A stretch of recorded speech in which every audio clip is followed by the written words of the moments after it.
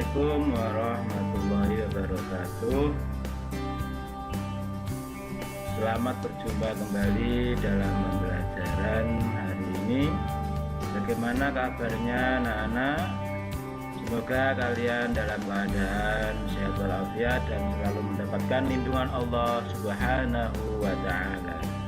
Pada pertemuan kali ini kita akan membahas tentang tema 3, subtema 3 pembelajaran 6 yang terkandung bahasa Indonesia, PJOK, dan PPKN.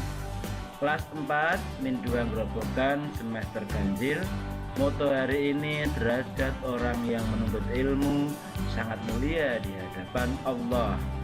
Pembelajaran dipandu dan dibawakan oleh Bapak Ali Imron MPD.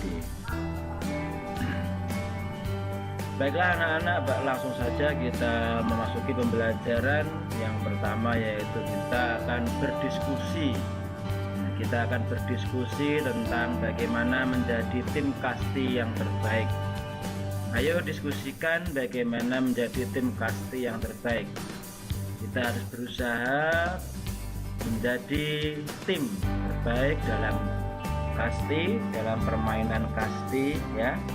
Dan untuk menjadi tim yang terbaik, sebelumnya kita diskusikan terlebih dahulu dengan tim kalian. Ya. Apa yang perlu didiskusikan dalam tim kasti? Ya. Jadi yang pertama yang perlu didiskusikan dalam tim kasti adalah bagaimana cara menjaga kekompakan. Dalam satu tim kita harus bisa kompak. Diskusikan bagaimana kita bisa kompak. Atur sebuah permainan, atur sebuah strategi dalam bermain kasti supaya tim kalian kompak dan bisa menjadi tim yang terbaik. Kemudian sportif, bagaimana cara kalian bermain dengan sportif, yaitu sebuah permainan yang memiliki permainan yang baik ya, sesuai dengan aturan yang ada. Kemudian bermain yang sportif itu kamu diskusikan dengan tim kalian. Kamu memberikan sebuah motivasi, diskusikan bagaimana menjadi sebuah tim yang terbaik. Kemudian jujur, ya, ini salah satu sportivitas, yaitu sebuah kejujuran. Ya, diskusikan dengan teman-temanmu dan tanamkan sikap jujur di dalam tim kalian agar dalam permainan bisa berjalan dengan baik. Kemudian yang keempat adalah semangat yang tinggi. Bagaimana kalian bisa memberikan semangat yang tinggi dalam tim kalian? Hal ini sebelum bermain kamu diskusikan dengan temanmu. Kemudian besar hati. Bagaimana kalian mendiskusikan dengan temanmu agar tim kalian bisa memiliki sikap besar hati. Nah, dalam tim ini yang menjadi pemimpin adalah orang yang pertama kali bertanggung jawab terhadap permainan. Sebuah tim harus memiliki pemimpin yang baik, pemimpin yang hebat. Nah, anak-anak, marilah kita lanjutkan sebuah presentasi atau pemaparan. Setelah kalian minggu lalu membuat laporan wawancara, mari kita presentasikan di depan temanmu. Apa itu presentasi? Ya, kalian ingat, presentasi adalah sebuah pemaparan atau sebuah penjelasan di depan orang banyak. Ya, jadi presentasi adalah sebuah pemaparan pendapat kalian di depan orang banyak. Ya. Nah, pada kali ini yang menjadi presentasi, yang menjadi tim presentasi adalah tim kalian. Ya, kemarin setelah membuat laporan wawancara, kalian mempresentasikan di depan temanmu. Yang menjadi pembicara adalah kalian dan yang menjadi pendengar adalah temanmu. Ya. Bisa kamu presentasikan dengan temanmu, ya. Kalian bisa mencoba, ya. Nah, Kalian masih ingat urutan membuat laporan?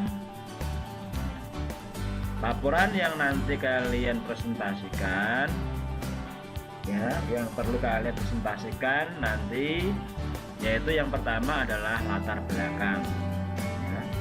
Latar belakang latar belakang wawancara kalian yang telah kamu lakukan, kamu uraikan apa latar belakangnya. Kemudian setelah latar belakang, maksud dan tujuan kamu sampaikan dalam presentasi, ya, maksud dan tujuan kamu sampaikan dalam presentasi. Kemudian yang ketiga, topik wawancara juga kalian sampaikan dalam presentasi, ya, sesuai dengan hasil laporan wawancara. Kemudian waktu dan tempat kamu juga bisa presentasikan di depan temanmu, ya. Kemudian laporan hasil wawancara juga kalian presentasikan. Kamu sampaikan kepada temanmu apa hasil dari wawancara yang telah kamu dapatkan. Kemudian yang keempat adalah kesimpulan. Yang keenam adalah kesimpulan, yaitu sebuah kesimpulan dari hasil wawancara juga kamu presentasikan atau juga kamu jelaskan, kamu paparkan kepada teman kalian, ya. Nah, itulah urutan dalam membuat laporan dan juga urutan dalam menyampaikan presentasi laporan wawancara. Berikut ini nanti kamu sampaikan, ya, yang telah tadi saya terangkan bisa kamu sampaikan dalam sebuah forum atau sebuah tempat di mana berkumpul beberapa orang dan kamu presentasikan di situ, kalian sebagai pendengar dan temanmu sebagai kamu sebagai pembicara dan temanmu sebagai pendengar. Baiklah anak-anak, bagaimana urutan presentasi yang baik? Yang pertama, kalian mengucapkan salam. Sebelum memulai presentasi, kamu ucapkan salam. Bisa assalamualaikum, atau bisa selamat pagi, atau yang lainnya. Kemudian memperkenalkan diri. Perkenalkan diri kalian di depan pendengar. Perkenalkan nama, mungkin asal, ya, mungkin bisa alamat dan sebagainya. Ya. Kemudian setelah memperkenalkan diri, kalian menyampaikan tema presentasi yang akan kamu sampaikan. Kamu sampaikan terlebih dahulu pada pendengar. Kemudian setelah menyampaikan tema dengan urutan-urutan yang tadi sudah sampaikan, kalian kemudian setelah selesai menyampaikan tema, kalian membuka tanya jawab. Jadi diberi kesempatan bagi pendengar presentasi untuk memberikan pertanyaan-pertanyaan sesuai dengan tema yang kalian presentasikan, dan kalian menjawab pertanyaan-pertanyaan yang disampaikan oleh para pendengar, ya. Kemudian setelah selesai tanya jawab, kalian bisa menutup sebuah presentasi dengan salam penutup. Itulah urutan-urutan presentasi yang perlu kalian ketahui, dan dalam presentasi sebaiknya kalian menggunakan urutan-urutan ini agar dalam presentasi dapat berjalan dengan baik. Nah, berikutnya adalah hak dan kewajiban berpendapat. Apabila dalam sebuah presentasi, ya, ada beberapa teman kalian yang sedang memberikan pertanyaan atau memberikan pendapat, kalian harus bisa menghargai pendapat teman atau pendapat orang lain. Apapun yang disampaikan oleh orang tersebut, kita harus menghargai. Dengan apa kita menghargainya? yaitu kita dengan cara mendengarkan apa yang disampaikan oleh orang tersebut. Ya, kemudian memberikan kesempatan berpendapat.